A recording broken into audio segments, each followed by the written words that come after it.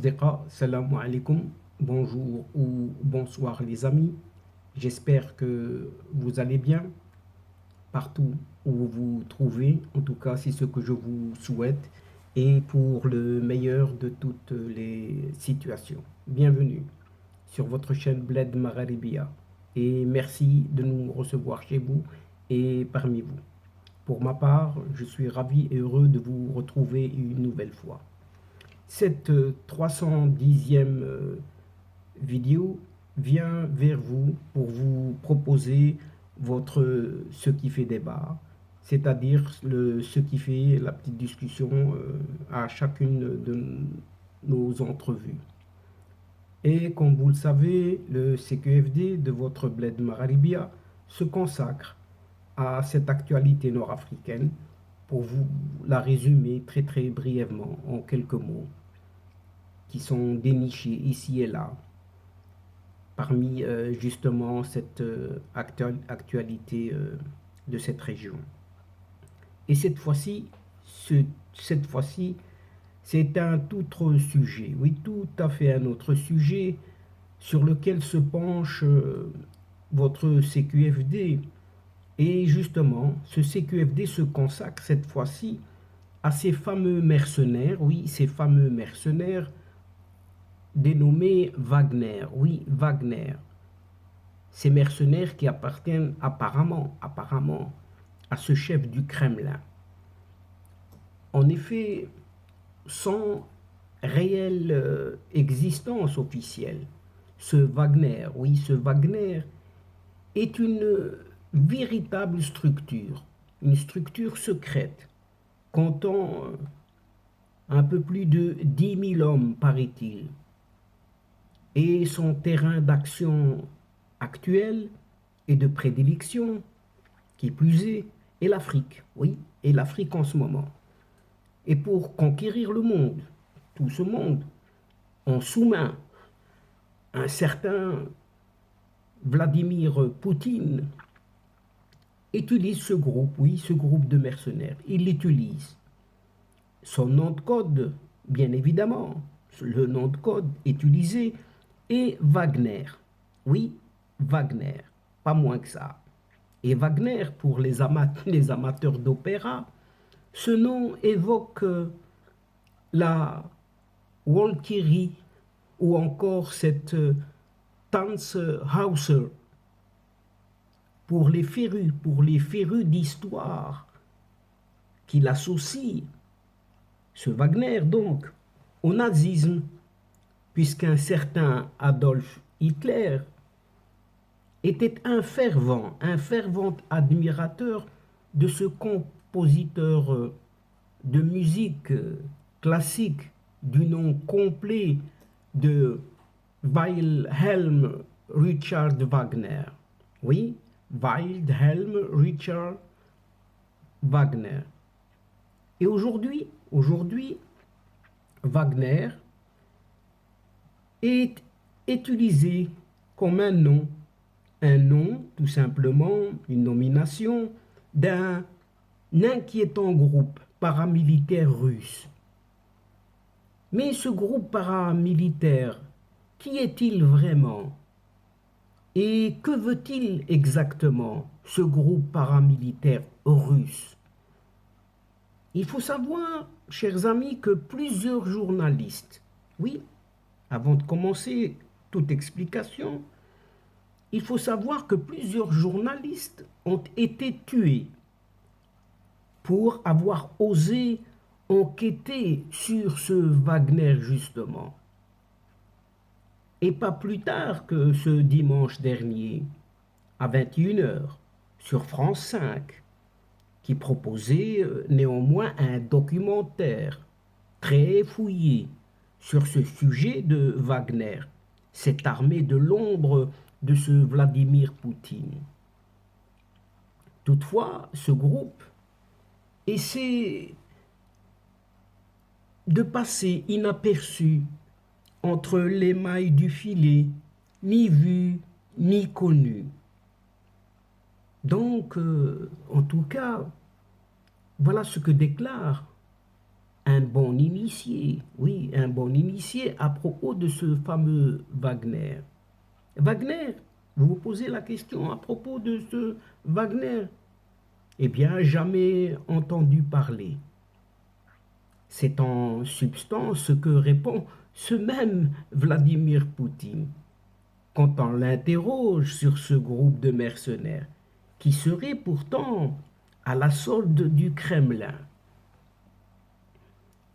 Oui, oui, il y a sans doute des citoyens russes en Libye, concède toujours ce même Vladimir Poutine à un journaliste. Mais il ne représente pas l'État russe, non, et il ne perçoit pas non plus d'argent de cet État russe.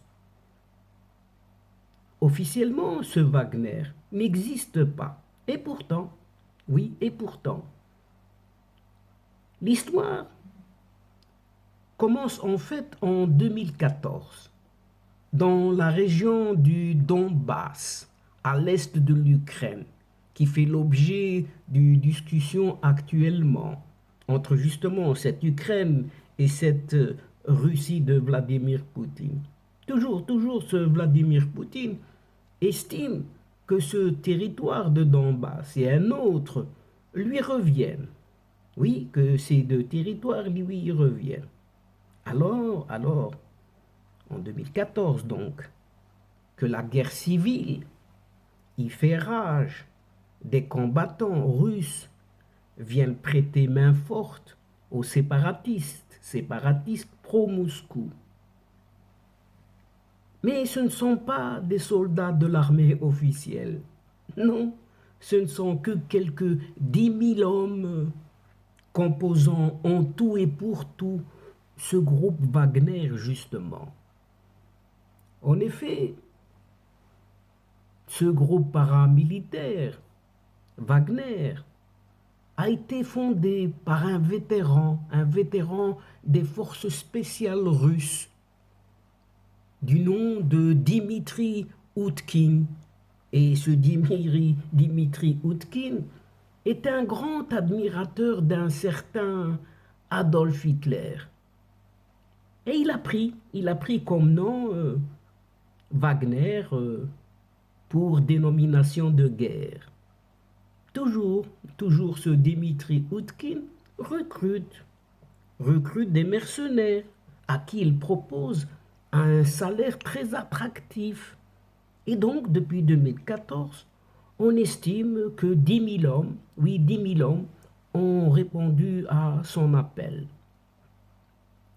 Ces mercenaires, donc, de Wagner, on les croise un peu partout, mais surtout en Syrie en 2015, recrutés par ce Bachar el-Assad. Au départ, c'était pour combattre cet État islamiste ou islamique, puis pour reprendre des champs de gaz et de pétrole aux mains des Kurdes. Et par la suite, ce fameux Wagner opère à Madagascar, au Mozambique, au Soudan, en Centrafrique, ce qui provoque actuellement un peu partout dans ce monde le nerf de la guerre. Oui, le nerf de la guerre en ce moment, actuellement. Sachant aussi que ce fameux Wagner est financé par un oligarque russe, Evgeny Prigojine.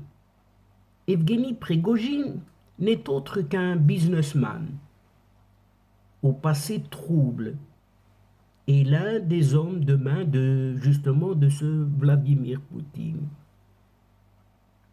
D'un autre côté, le FBI, aux États-Unis donc, accuse ce même Evgeny Prigojine d'ingérence dans les élections présidentielles américaines de 2016. Puisque c'est toujours lui, ce Evgeny Prigojine, qui aurait financé la fameuse campagne du web, oui, du web, de désinformation pour favoriser l'arrivée au pouvoir de ce Donald Trump.